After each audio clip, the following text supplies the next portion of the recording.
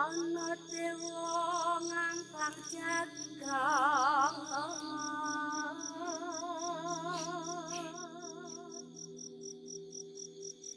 nyangking pokor kencanane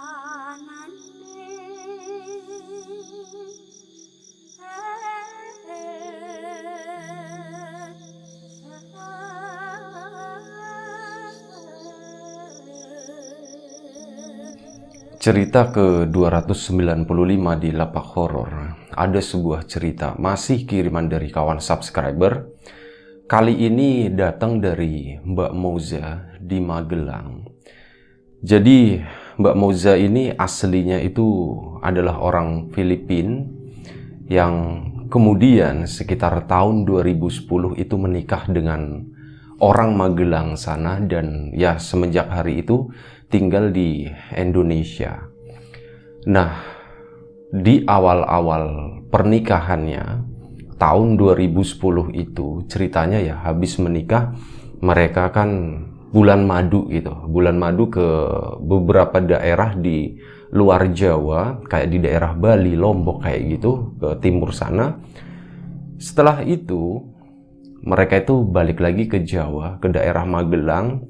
Sempat keliling-keliling Jogja juga waktu itu, dan ada salah satu tempat yang menurut Moza itu adalah suatu tempat yang boleh dibilang salah satu tujuan wisata yang pernah dia kunjungi dan gak bisa terlupakan sampai sekarang. Itu adalah sebuah candi yang sangat terkenal di Indonesia, bahkan di dunia internasional ya. Itu adalah Candi Borobudur. Dan sebelum kita ke cerita, seperti biasa gue pengen ngucapin banyak terima kasih buat kawan-kawan subscriber semuanya. Terima kasih buat kawan-kawan yang udah kasih support, udah kasih dukungan. Terima kasih juga buat kawan-kawan yang udah kasih like, udah nge-share ke yang lainnya. Nggak lupa juga, terima kasih banyak buat kawan-kawan yang udah ninggalin komentar. Terima kasih banyak semuanya. Balik lagi ke Mbak Moza tadi. Jadi ceritanya waktu itu masih momen bulan madu. Nah, Mbak Moza ini tuh beberapa tahun sebelum menikah dengan orang Indonesia atau orang Magelang itu, dia itu udah tinggal selama beberapa tahun juga di Indonesia karena suatu pekerjaan kayak gitu. Jadi ya boleh dibilang kayak namanya bahasa Indonesia terutama sama bahasa Jawa pun sedikit-sedikit mengerti itu waktu itu, setelah menikah dengan suaminya itu. Nah, masih di momen bulan madu itu, setelah pulang dari luar Jawa, Mbak Moza dan suami pun keliling daerah Jogja, termasuk ke daerah Magelang situ, ke Candi Borobudur, Candi Prambanan. Nah, sewaktu terakhir itu adalah Candi Borobudur. Sewaktu datang ke sana, ya itu dimana Mbak Moza itu mengalami sebuah pengalaman kayak ya semacam pengalaman spiritual, pengalaman mistis yang ya sampai sekarang itu nggak bisa dilupakan, bahkan sama suaminya, sama orang-orang terdekatnya gitu. Ceritanya waktu itu tuh kurang lebih sekitar jam 10 pagi, Mbak Moza dan suami sampai di lokasi di Candi Borobudur waktu itu. Setelah membayar tiket segala macam, kan dari lokasi tiket kalau nggak salah ke candinya aja itu kan masih jalan begitu kan. Mbak Moza itu karena udah kebiasaan lama, udah kayak semacam didikan dari keluarga, saat ngelihat sampah sekecil apapun, dia itu kayak rasanya tuh pengen ngambil itu gitu, pengen mungut.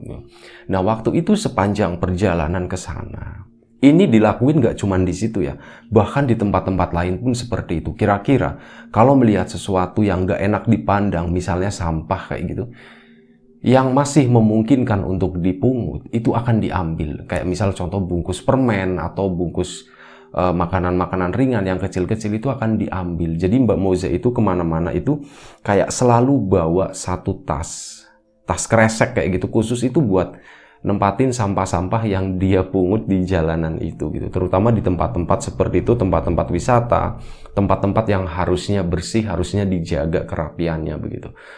Nah, di situ sepanjang perjalanan bahkan dari turun mobil, itu Mbak Moza itu udah kayak mungutin sampah-sampah yang kecil, terus masuk ke lokasi tiketing di situ, masuk ke dalam sana pun ternyata masih ada. Meskipun kalau dilihat ya orang awam, orang pada umumnya itu bukan sesuatu yang besar gitu, tapi di mata Mbak Moza itu adalah sesuatu. Makanya diambillah ada satu bungkus permen. Ada bungkus-bungkus yang lain, sampah-sampah kecil itu diambilin iseng gitu, sambil ngobrol sama suaminya. Suaminya pun karena udah ngerti kebiasaan istrinya seperti itu dan gak ada salahnya, malah itu bagus. Suaminya pun ya terbiasa dengan itu, jadi ya udah biarin aja gitu, biarin dia melakukan apa yang dia yakini itu baik gitu kan. Akhirnya udah sambil jalan ke sana, terus menuju ke arah Candi Borobudur. Hal pertama yang terbesit di otaknya Mbak Moza itu kagum gitu, melihat wah, candi sebesar ini, batu-batu yang ditata sedemikian rupa bisa membentuk ya sesuatu yang sebesar ini gitu. Itu takjub lah. Akhirnya ya sudah, dia pun mulai menikmati tur waktu itu, jalan-jalan keliling, mulai naik ya, dari yang paling bawah sampai paling atas. Di perjalanan pun kayak gitu, di candinya itu ternyata nggak bebas dari sesuatu yang namanya sampah. Sampah kecil yang mungkin nggak terlalu mencolok, nggak terlalu terlihat. Tapi itu tetap dipungutin sama Mbak Moza. Sampai kurang lebih sekitar lagi panas-panasnya. Tapi waktu itu sekitar jam 11 siang. Cuman waktu itu hari itu agak sedikit mendung. Jadi nggak terlalu terik lah. Tapi masih panas lah, gerah. Tetap mereka tuh melanjutkan perjalanan muter gitu. Ketemu yang turis-turis yang lain juga di situ. Sambil ya sedikit-sedikit suaminya tuh ngejelasin ya, karena suaminya kan orang Magelang, tahu lah mungkin udah beberapa kali datang ke Candi Borobudur juga, ngejelasin ke istrinya begini masalah perihal sejarahnya seperti apa, ini namanya apa kayak gitu. Udah sampai akhirnya mereka tuh di puncak, sampai hampir kurang lebih tengah hari, sekitar jam setengah 12 segitu, mereka di puncak. Mereka foto-foto dan mereka memutuskan untuk turun. Akhirnya mereka pun turun. Sama sambil Mbak Moza itu sweeping gitu ya. Kali aja ada sampah, diambil. Setelah turun, mereka tuh makan siang di sebuah rumah makan di situ, karena di depan Candi Borobudur di situ kan ada tempat makan juga di sana. Makanlah mereka di sana. Setelah makan, mereka sempat istirahat kayak gitu ya, muter-muter, terus sempat naik delman juga gitu kan, muter ke kampung sana, balik lagi ke situ lagi, sampai bener-bener di situ tuh menjelang sore, kurang lebih sekitar jam 3 sore, mereka masih di situ, masih stay di situ. Banyak pertanyaan yang diajuin Mbak Moza ke suaminya gitu. Terus udah, karena saking penasarannya, Mbak Moza pun meminta lagi sama suaminya, "Mas, aku mau naik lagi ke atas sana," katanya. "Lah, kamu nggak capek gitu? Kamu nggak bosen gitu? Orang cuman gitu doang kok, Mas aja udah bosen gitu." "Iya, Mas kan orang sini, udah biasa ngelihat seperti itulah." "Aku kan nggak pernah lihat, Mas," katanya. "Aku mau ke sana lagi," katanya. Ya udah jam 3 sore, ya udah sebelum kita pulang sana lagi lah, puas-puasin, kata suaminya itu. Mbak Moza tuh naik ke sana lagi. Tapi kali ini tuh sendirian. Suaminya itu cuma nungguin di bawah, Mbak Moza yang naik ke atas. Memang Mbak Moza bilang, "Udah Mas, kalau emang capek aku cepetan aja kok, aku nggak lama-lama kok. Kamu tunggu di sini aja, nanti kalau udah turun, ya yang penting di sini, jangan kemana-mana," katanya seperti itu. Oke, berangkatlah Mbak Moza ke sana, ke atas sendirian. Masih banyak turis yang lain, termasuk ada rombongan pelajar juga. Karena waktu itu tuh lagi musim panas, lagi musim liburan juga. Mungkin itu rombongan anak-anak study tour kali ya. Itu pada datang ke situ rame. Wah, rame banget ya gitu. Tapi lagi-lagi seperti itu. Ada sesuatu yang ditinggalin gitu, kata Mbak Moza. Wah, ada sampah-sampah kecil nih. Ya udah dipungutin sama Mbak Moza. Sampai kata Mbak Moza tuh ada beberapa anak yang ngeh gitu ya. Wah, nggak enak jadinya. Ayo diambilin lagi. Mereka anak-anak kecil itu pun jadi ikut ngebantuin ngebersihin gitu ya. Kayak ngasih bukan nyuruh, bukan marahin, tapi ngasih contoh gitu. Dan itu dilakuin juga akhirnya sama anak-anak yang melihat Mbak Moza melakukan itu. Udah ke sana, muter lagi sampai ke puncak, sampai ke stupa yang paling atas, yang paling tinggi itu. Dia sempat sejenak gitu ya, istirahat sambil minum air di situ, ngedengerin orang-orang pada ngobrol juga di situ, anak-anak, ada ya turis-turis reguler juga, turis umum kayak gitu. Itu mereka pada ngomongin sesuatu yang sebagian besar Mbak Moza sendiri juga nggak ngerti gitu apa yang diomongin. Ya udah, akhirnya pandangannya pun jadi lepas ke alam di sekitarnya gitu. Wah, ini memang sangat menakjubkan gitu ya. Berdiri di sini itu kayak bisa ngelihat semua yang ada di sekitar situ gitu. Itu benar-benar kata Mbak Moza itu momen yang sangat indah sore itu, waktu itu. Dan ya udah, akhirnya Mbak Moza pun memutuskan untuk pulang. Udah sore gitu. Turun, suamiku mungkin nunggunya kelamaan, gak enak juga gitu. Akhirnya Mbak Moza pun turun. Saat turun, tiba-tiba sesuatu terjadi di sana. Mbak Moza itu waktu nurunin tangga itu kayak kesleo. Hampir jatuh tapi nggak jadi jatuh. Itu yang pertama. Turun lagi sama. Kesleo lagi, hampir jatuh tapi nggak jadi jatuh karena pegangan gitu. Dan ketiga kalinya Mbak Moza tuh sama. Kesleo lagi. Dan kali ini dia benar-benar nggak bisa bangun. Badannya tuh lemes banget katanya. Mikirnya mungkin, waduh aku kayaknya kecapean nih. Dari kemarin udah beberapa minggu gitu kan. Emang ya muter-muter gitu kan kerjaannya. Bulan madu gitu, mungkin aku kecapean. Akhirnya dia duduk sejenak di situ dan seingatnya Mbak Moza, dia itu tertidur. Bukan pingsan, bukan apa. Tapi ada rasa ngantuk yang teramat sangat waktu itu. Sewaktu dia duduk. Jadi duduknya itu, dia posisinya udah nurunin tangga, terus kayak semacam belok ke sebelah kiri ada koridor kayak gitu. Nah, dia tuh duduk di situ, berhenti sejenak dan dia tuh ngerasa ngantuk banget. Dia tuh masih ingat terakhir posisi dia tidur, itu dia lagi duduk. Lagi duduk nyender begitu sejenak dan tiba-tiba ngantuk, udah waktu itu udah bener-bener dem gitu. Udah hilang semuanya, udah tertidur, sampai dia tuh nyadar, wah kok aku ketiduran ya gitu kan. Sewaktu dia buka mata, anehnya, segala sesuatu yang dilihat sama Mbak Moza sebelumnya itu berubah. Hari sudah agak sedikit lebih gelap dari terakhir Mbak Moza duduk di sana. Udah agak remang, cahayanya di langit udah mulai kuning kayak gitu. Dan di candi itu sepi banget. Cuman kedengeran ada beberapa orang. Ada beberapa suara, itu dari atas, dari arah tangga.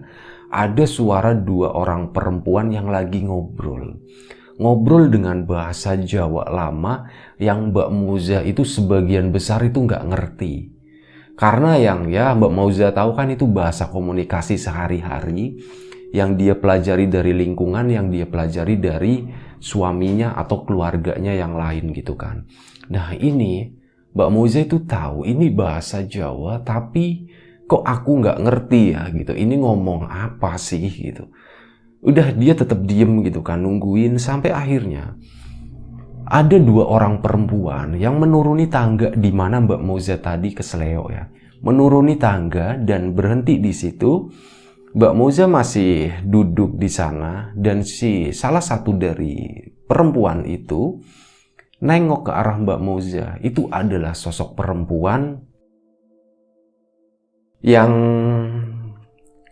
saat Mbak Moza ngelihat itu ada kekaguman tersendiri juga gitu. Karena bajunya yang dipakai itu bukan baju orang-orang sekarang, bukan baju yang kayak Mbak Moza pakai atau kayak yang pengunjung lain yang sebelumnya Mbak Moza lihat. Itu nggak, beda banget. Si perempuan itu, dua orang perempuan tadi itu nggak pakai alas kaki, pakai bawahnya tuh pakai kain. Ya, gambarannya itu cuman seperti ini. Digambarin Mbak Moza itu kayak wanita Jawa zaman dulu gitu. Katanya seperti itu. Mungkin kawan-kawan bisa berimajinasi ya seperti apa. Nah, seperti itulah. Salah satunya nengok ke arah Mbak Moza dan Mbak Moza pun sama, bertemu muka begitu kan. Si perempuan tadi senyum, Mbak Moza pun balik senyum. Dan si perempuan tadi salah satunya itu ngedeketin ke arah Mbak Moza, menanyakan sesuatu dalam bahasa Jawa. Dan kali ini adalah bahasa Jawa yang Mbak Moza ngerti, yang Mbak Moza tahu. Bahasa keseharian gitu. Ya pakai bahasa Indonesia aja ya, karena di ceritanya Mbak Moza pun ceritanya pakai bahasa Indonesia. Lagi apa Mbak di sini kok sendirian gitu? Ini aku lagi istirahat. Tadi kayaknya kecapean, waktu turun di tangga itu tuh udah lemes banget. Makanya aku istirahat di sini Mbak gitu. Oh, di situ sendirian aja? Iya, saya naiknya sendirian, tapi di bawah sana itu ada suami saya nungguin gitu. Oh begitu. Kalau begitu mau kami antar ke bawah gitu. Apa nggak merepotkan? Katanya seperti itu. Oh enggak apa-apa. Atau mau saya temenin dulu di sini gitu kan. Mbak kan sendirian, ini hari udah mulai gelap. Udah agak sepi juga di sini Mbak. Yang rame itu nanti di bawah sana, kata si perempuan tadi. Nah, perempuan yang satunya itu menghampiri perempuan yang satunya lagi. Ngomong-ngomong seolah-olah kayak aku duluan ya, kayak gitu. Seolah-olah berkata seperti itu dan si perempuan yang satunya pun senyum sama Mbak Moza tadi dan perempuan itu turun ke bawah sendirian. Kali ini cuma tinggal Mbak Moza sama sosok perempuan tadi. Mereka pun berkenalan. Ditanya, Mbak dari mana? Oh, saya aslinya bukan orang sini. Cuman saya menikah dengan orang sini gitu, dengan orang Indonesia, dengan orang Magelang katanya. Oh begitu, nama saya Sri gitu. Nah, si perempuan tadi memperkenalkan diri, nama saya Sri. Ditanya sama Mbak Moza kan, Mbak Sri tinggal di mana? Oh, saya tinggalnya di sini, saya tinggalnya di desa bawah sana gitu. Oh, Mbak Sri orang sini ya, berarti tahu dong sejarahnya atau apa gitu, sesuatu yang mungkin orang lain itu jarang tahu gitu. Oh iya Mbak, saya tahu banyak karena ya saya memang sudah lama tinggal di sini gitu. Bahkan dari candi ini belum berdiri, katanya seperti itu. Mbak Moza kan jadi bingung. Belum berdiri maksudnya gimana ya Mbak Sri? Oh ya udah nanti aja ceritanya kita sambil jalan. Ayo kita turun, saya ajak muter-muter sekalian saya cerita begitu. Akhirnya mereka, Mbak Moza pun yang tadinya lemes, itu seolah-olah badannya tuh enteng, udah balik seger lagi. Akhirnya udah nurutin si perempuan tadi, nurutin si Sri. Mereka berdua turun sambil diceritakan perihal kayak sejarahnya Candi Borobudur itu seperti apa. Tapi sebagian besar itu adalah sesuatu yang Mbak Moza sendiri sebenarnya udah tahu. Udah pernah diceritakan sama suaminya. Ngopi dulu ya bentar ya.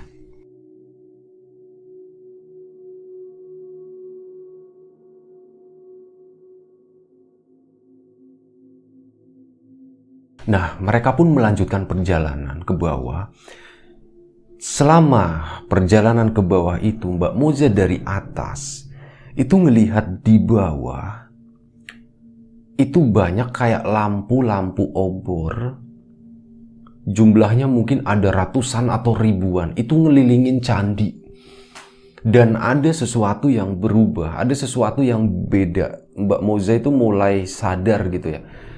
Ini kok candinya agak bagusan gitu ya. Kan dia sebelumnya kan kayak mungutin sampah gitu. Saat mungutin sampah, matanya tuh fokus kayak ke kontur dari batu-batunya seperti apa. Kondisinya bagaimana kayak gitu kan, sepintas-sepintas. Nah ini saat dia menuruni ke bawah, ini kok candi masih bagus ya. Kayak candi yang baru dibangun, katanya seperti itu. Tapi lagi-lagi hal seperti itu tuh kayak ya udahlah, mungkin tadi aku ngelihatnya nggak terlalu detail gitu, atau mungkin pengaruh cahaya juga, makanya semuanya kelihatannya berubah. Udah sama Mbak Sri itu terus dijelasin, tapi sayangnya begini ya, Mbak Moza itu nggak menceritakan detailnya apa sih yang disampaikan sama Mbak Sri itu apa aja gitu, itu nggak dijelasin. Jadi cuman diceritain secara garis besar, yaitu tadi masalah sejarahnya begini-begini kayak gitu doang. Makin mereka deket ke bawah, di sana makin kelihatan, wah, sepertinya mau ada pesta. Kok rame banget ya, ada ribuan orang, dan Mbak Moza di situ adalah satu-satunya orang yang beda. Bedanya itu dari segi pakaian yang dipakai. Mbak Moza itu masih pakai pakaian modern, sementara ribuan atau ratusan atau ribuan orang yang di bawah sana itu adalah orang-orang yang memakai baju tradisional, udah ya tradisional lama begitulah. Itu benar-benar Mbak Moza tuh bingung, ini tuh apa gitu. Kok semuanya jadi berubah? Kayaknya tadi pas masuk ke sini tuh suamiku nggak ngasih tahu ada acara atau apa begitu, kok tiba-tiba ya jadi seperti ini ya, kok semuanya jadi berubah gitu. Mbak Sri pun ditanya, Mbak Sri ini sebenarnya ada apa sih kok rame begini ya? Oh ini kita ada acara tahunan Mbak gitu. Ini kita ya kayak acara syukuran begitulah. Istilahnya apa ya, gue lupa gitu. Katanya kayak semacam ada acara syukuran yang memang diadakan hampir setiap tahun gitu semenjak candi ini ada. Ya mereka turun ke sana, Mbak Moza pun menikmati gitu apa yang ada di sana. Di sana ada ribuan obor, ada ribuan lampu minyak, dan di sana juga ada ribuan orang berkumpul. Dan waktu itu kondisinya juga kondisi alam sekitarnya itu juga agak sedikit berbeda dengan saat dia masuk ya. Saat dia masuk di sekitaran Candi Borobudur itu kan gersang, nggak ada apa-apa gitu. Nggak ada apa-apa di sana, ya cuman ada beberapa pohon gitu doang. Nah kali ini tuh nggak beda. Mbak Moza tuh kayak ngelihat di depan candi kok masih ada kayak bukit-bukit kecil, terus tanamannya juga rindang, dimana di situ jalanan yang dia pakai buat masuk dari tiket ke dalam ke candi itu kan awalnya lebar gitu kan, kanan kirinya datar. Nah itu tuh kayak ngebentuk cuman kayak koridor, dimana di samping kanan kirinya itu masih ada bukit kayak gitu. Terus pohonnya tuh besar-besar kayak gitu, lebih gelap. Tapi karena malam itu saking banyaknya lampu obor, seolah-olah ya malam itu jadi malam yang sangat terang gitu. Dan udah akhirnya Mbak Moza di sini aja sama saya, acaranya akan segera dimulai gitu. Dan waktu itu bener aja ada semacam kayak yang sampai sekarang Mbak Moza itu nggak tahu itu apa. Jadi kayak semacam pembacaan doa secara bersama-sama, sesuatu yang belum pernah Mbak Moza dengar sebelumnya. Ya sesuatu yang sangat menarik tentunya ya, dan Mbak Moza itu sangat menikmati momen tadi. Kurang lebih sekitar 15-30 menit Mbak Moza diem di sana, cuman ya menikmati melihat apa yang ada di depannya. Ada ribuan orang yang membacakan semacam doa bersama-sama gitu ya. Dan sesekali Mbak Moza itu ngeliatin ke arah Mbak Sri yang ada di sampingnya itu. Ini perempuan kok cantik banget ya, kata Mbak Moza tuh seperti itu.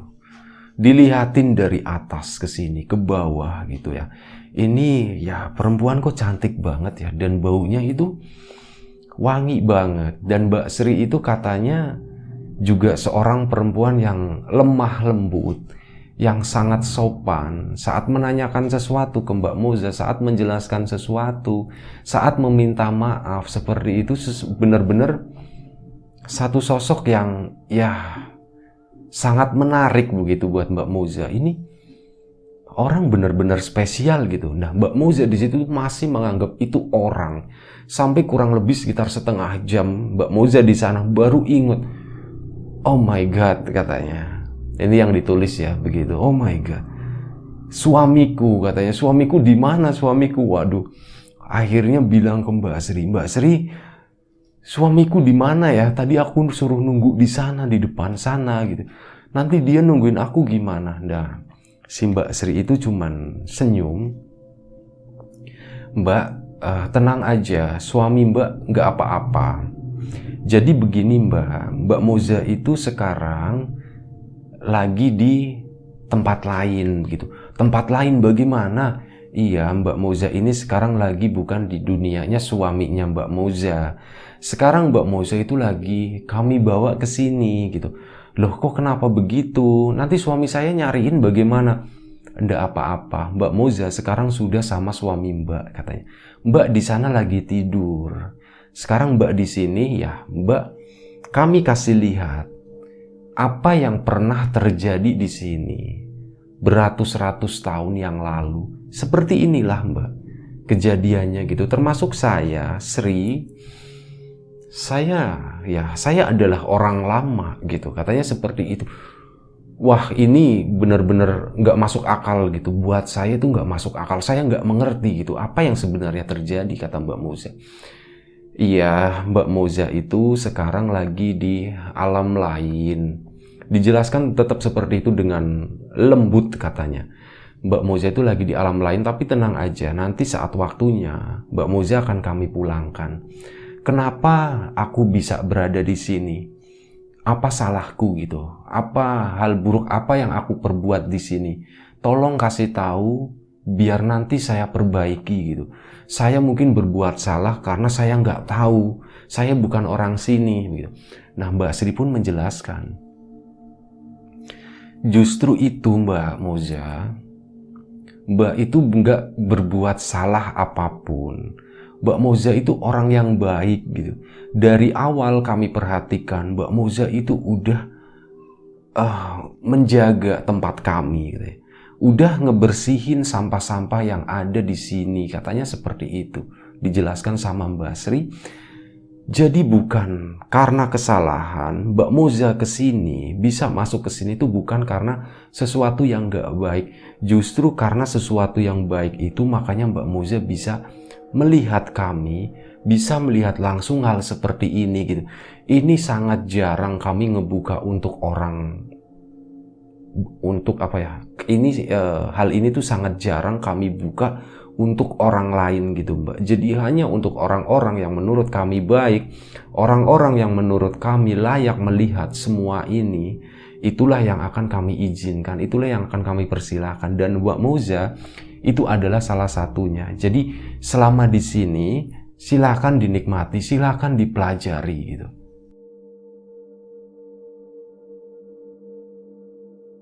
Dan Mbak Moza nanti akan pulang, akan kami pulangkan itu pada waktunya, katanya. Sorry. Pada waktunya itu kapan ya Mbak Sri? Ya nggak lama lagi. Tenang aja, semuanya baik-baik aja.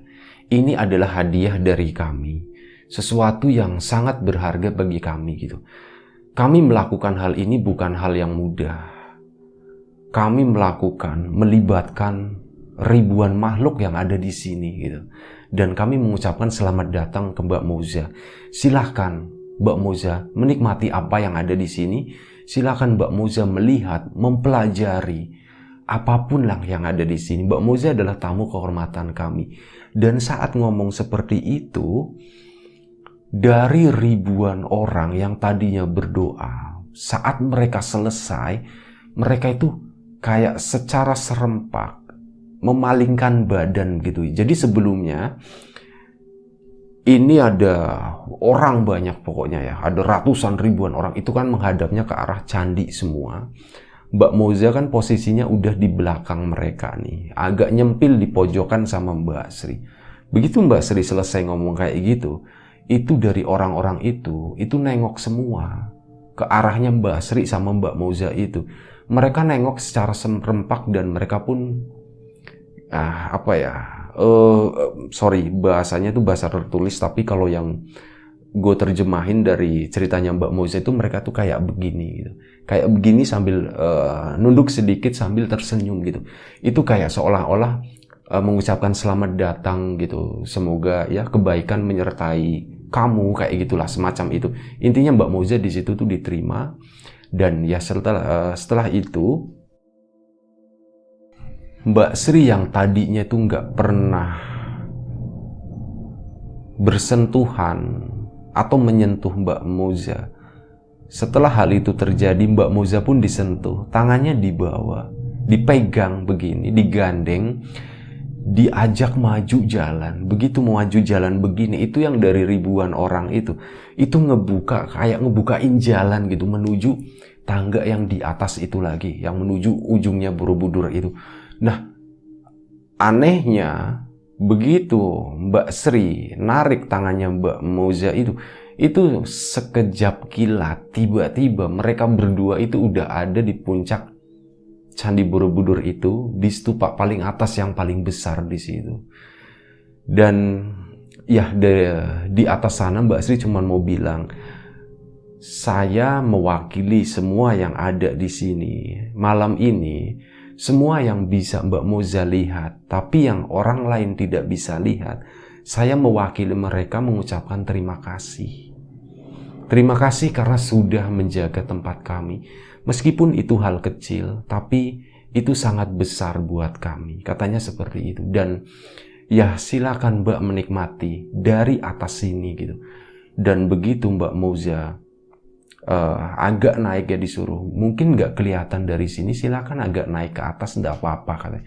Akhirnya Mbak Moza pun agak naik ke atas, dia melihat ke bawah dan ya bener-bener di sana itu waktu itu udah malam ya, udah gelap. Mbak Moza ngelihat ada lautan obor di bawah sana, ada lautan manusia gitu, yang mereka semua secara serempak mengucapkan entah itu apa, Mbak Moza juga nggak tahu. Itu bukan bahasa yang Mbak Moza tahu, bukan bahasa yang Mbak Moza pahami gitu ya. Itu mereka kayak mengucapkan sesuatu secara bersama-sama kayak gitu. Intinya seperti itu. Dan setelah itu Mbak Sri pun kayak narik tangannya, Mbak Moza pun balik turun. Ayo kita turun ke bawah lagi. Sekarang saatnya Mbak Moza untuk pulang katanya. Ditarik ke bawah, tahu-tahu tiba-tiba udah di bawah lagi di sana. Dan saat di sana Mbak Sri pun bilang lagi, Mbak Moza, kayaknya untuk saat ini sudah cukup. Mbak udah tahu banyak tentang kami. Kalau kami itu ada di sini, yang Mbak Moza bisa lihat malam ini, tapi orang lain tidak bisa lihat. Sekali lagi, kami semua mengucapkan terima kasih katanya. Di situ Mbak Moza tuh kayak merasa terharu, merasa gimana ya. Dia pun akhirnya menangis di situ. Dan saat menangis, tiba-tiba Mbak Moza tuh terduduk kayak gitu ya. Dan Mbak Sri tuh megang di pundaknya. Udah nggak apa-apa, Mbak pulang sekarang ya. Ditepuk pundaknya sekali, pek sama Mbak Sri. Dan tiba-tiba saat bangun, Mbak Moza itu udah berada di rumah sakit. Jadi pas bangun gitu kan sadar, lah aku kok ada di sini gitu, mas aku kok ada di sini, aku di mana? Ya kamu di rumah sakit deh, kamu udah pingsan 2 hari katanya. Wah 2 hari, tapi waktu itu Mbak Moza itu udah mulai memahami yang baru saja terjadi sama dirinya. Jadi dia cuma diem aja, nggak banyak ngomong ya. Waktu itu intinya nunggu sampai benar-benar dinyatakan sehat dan boleh pulang. Dan hari itu juga ternyata Mbak Moza diizinkan pulang. Setelah di rumah sehari 2 hari masih diem gitu ya. Suaminya nanya lagi, emang kamu kenapa sih tiba-tiba pingsan kayak gitu, pingsan di atas lagi kayak gitu kan. Untung ada orang yang melihat kamu, untung ada orang yang nemuin kamu gitu. Iya mas, aku juga nggak tahu. Akhirnya diceritakan perihal pertemuannya dengan seseorang. Nah, saat itu suaminya tuh cerita, sebelum Mbak Moza itu menceritakan secara detail apa yang dia alami malam itu, suaminya itu bilang, untung ada yang bawa kamu ke bawah lo, dipapah dari atas sampai bawah gitu. Oh siapa mas gitu? Itu ada namanya Mbak Sri, itu dia orang situ, orang lokal situ yang kebetulan memang lagi di sana gitu. Di situ Mbak Moza itu kaget, dek gitu ya, Mbak Sri gitu kan. Akhirnya diceritain semuanya ke suaminya. Kayak gitu, dan suaminya juga sama-sama kaget, cuman bisa ngangak doang. Ya, kurang lebih seperti itu ceritanya gitu, dan semua baik-baik aja. Terima kasih buat Mbak Moza yang udah berbagi cerita ini. Mbak Moza itu bukan orang Indonesia ya, tapi sekarang udah jadi warga negara Indonesia. Cuman waktu itu udah jadi atau belum ya. Intinya Mbak Moza itu aslinya adalah warga Filipina. Terima kasih buat Mbak Moza yang udah berbagi ceritanya. Terima kasih buat kawan-kawan yang udah mau nonton, udah mau dengerin cerita dari Mbak Moza ini tentang pengalamannya di Candi Borobudur begitu. Nah, apapun itu, kita ambil sesuatu yang positif dari cerita ini, dari kejadian ini, dan kita buang jauh-jauh sesuatu yang negatif gitu. Ya, semoga kita bisa mengambil banyak hal positif yang bisa diambil dari ceritanya Mbak Moza ini. Terima kasih sekali lagi. Mohon maaf kalau misal ada sesuatu yang kurang berkenan di hati, di mata, di telinga kawan-kawan semuanya, mohon dimaafkan. Semoga kita selalu diberi kemudahan dalam hal apapun, termasuk kemudahan dalam hal rezeki. Sekali lagi mohon maaf kalau ada kesalahan. Sekali lagi terima kasih banyak. Jaga kesehatan kawan-kawan semuanya. Assalamualaikum warahmatullahi wabarakatuh.